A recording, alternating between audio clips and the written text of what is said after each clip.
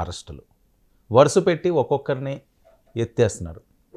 గతంలో వీళ్ళు ఆ రకంగానే మాట్లాడారని చెప్పి వాళ్ళు ఆ రకంగానే ట్రోల్ చేస్తున్నారు. అసలు కూటమి భవిష్యత్తు పొలిటికల్ లేకపోతే ప్రభుత్వం ఆంధ్రప్రదేశ్ అభివృద్ధి ఆలోచనలు ఏంటి? మరి జగన్మోహన్ రెడ్డి గారు ఇప్పటివరకు కూడా 2, 3, 4, 5 ఆ రేంజ్లో అయ్యారు. కానీ నెంబర్ 1నే కొట్టాలని చూస్తున్నారని, ఆయన కూడా అరెస్ట్ చేస్తున్నారని, కసిరెడ్డి అవనియండి లేకపోతే సాయిరెడ్డి అవనియండి, ఇవన్నీ కూడా ఆయన వైపే తోవలు చూపిస్తున్నాయని.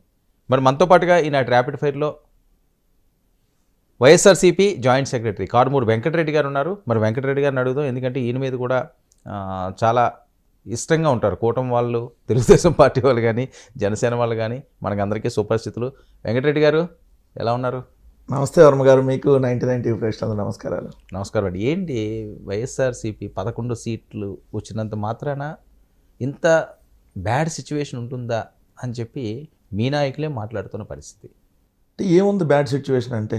ఇప్పుడు మమ్మల్ని అరెస్ట్ చేస్తే బ్యాడ్ సిచ్యువేషన్ అంటే ఇది కాదు కదా, వాళ్ళకి అధికారం ఇచ్చింది దీనికోసం కాదు కదా. ఒకటి, వాళ్ళు 164 సీట్లతో ఈరోజు అధికారంలో ఉన్నప్పుడు వాళ్ళు ఇచ్చినటువంటి హామీలు ఏంటి? మేము ఎన్నికల్లో గెలిచిన తర్వాత ఏదైతే సూపర్ 6తో పాటు 143 హామీలు నెరవేరుస్తామని చెప్పి ఎన్నికల్లో అధికారంలో రావడం జరిగింది. 30,000 మంది ఆడవాళ్ళు మిస్ అయ్యారు, వాళ్ళందరినీ ఎత్తుకొత్త తీసుకొని వస్తా అని చెప్పాడు పవన్ కళ్యాణ్ గారు.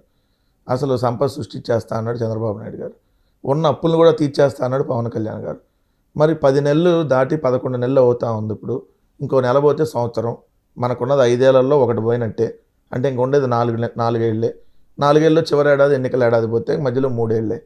సో దీంట్లో మేము వైఎస్ఆర్ కాంగ్రెస్ పార్టీ వాళ్ళ మీద రోజు కక్షపూరితంగా పోయి అరెస్టులు చేసేటటువంటి పనే పెట్టుకొని ఇంక వేరే ఏం పని చేయమని అంటే ప్రజలు కూడా గమనిస్తారు కదా. కూటమి ఏ పని చేయట్లేదు, మిమ్మల్ని అరెస్ట్ పెట్టుకోవడం ఏం చేశారు అడుగుతున్నా.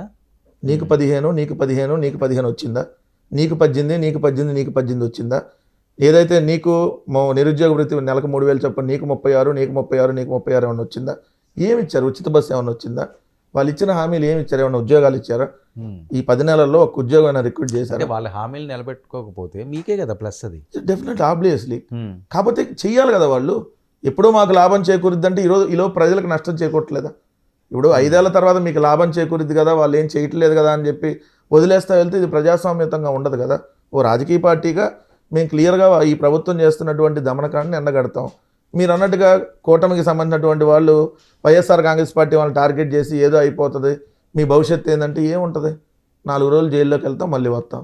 అంతకుమించి పెద్ద విషయం ఏముంటుంది? అంటే జైల్లోకి వెళ్ళడానికి సిద్ధపడే ఉన్నారు. Yes, obviously 100%. మా కార్యకర్త నుంచి మా నాయకుడు దాకా అందరూ సిద్ధంగా ఉన్నారు. వెళ్ళడానికి ఏమన్నా స్వాతంత్ర సమరయోధు ఉద్యమాలు చేస్తున్నారా? ఎందుకు అనుకుంటారు ప్రతి ఒక్కరు రాజకీయ తప్పుడు కేసులు పెట్టినప్పుడు జైల్లోకి వెళ్తామని? కాదు సార్, వాళ్ళు తప్పుడు కేసులు పెడుతున్నారు. అయ్యా బాబు పెట్టొద్దని బతిలాడుకునే స్టేజ్లో అయితే మేము లేం కదా. రాజకీయ పార్టీ నడుపుతున్నాం, మేము రాజకీయ పార్టీ నడుపుతున్నాం, ప్రజలకు ఒక రెస్పాన్సిబిలిటీగా ఉన్నాం. అయ్యా దయచేసి మా మీద కేసులు పెట్టొద్దని చెప్పి అడుక్కునే స్థాయిలో మేము లేం కదా. పెట్టుకుంటే పెట్టుకోండి, మేము న్యాయపరంగా పోరాడుతూ ఉంటాం. బెయిల్ వస్తుంది, బెయిల్ వాళ్ళగాతో రేపు వస్తుంది. 14 రోజులు రిమాండ్ చేస్తారు, మహా అయితే ఇంకో 14 పెంచుతారు, మహా అయితే ఇంకో 14 పెరిగిద్ది, లేకపోతే 4 14 అవుతాయి, 5 14 అవుతాయి. తర్వాత అయినా రావాల్సిందే కదా. సో ఈ ప్రభుత్వం నేను క్లియర్గా అడుగుతున్నా, మీరు నిజంగా మా వల్ల ఏమైనా తప్పు చేస్తే ఆ తప్పు మీద కేసు పెట్టండి, దాని మీద లీగల్గా పోరాడతాం. ఏమీ చేయకుండానే ఇది చేశారని చెప్పి కేసులు పెట్టి అరెస్ట్ చేసేస్తాం, మిమ్మల్ని ఏదో భయభ్రాంతులకు గురి చేస్తాం, మీ పార్టీని లేకుండా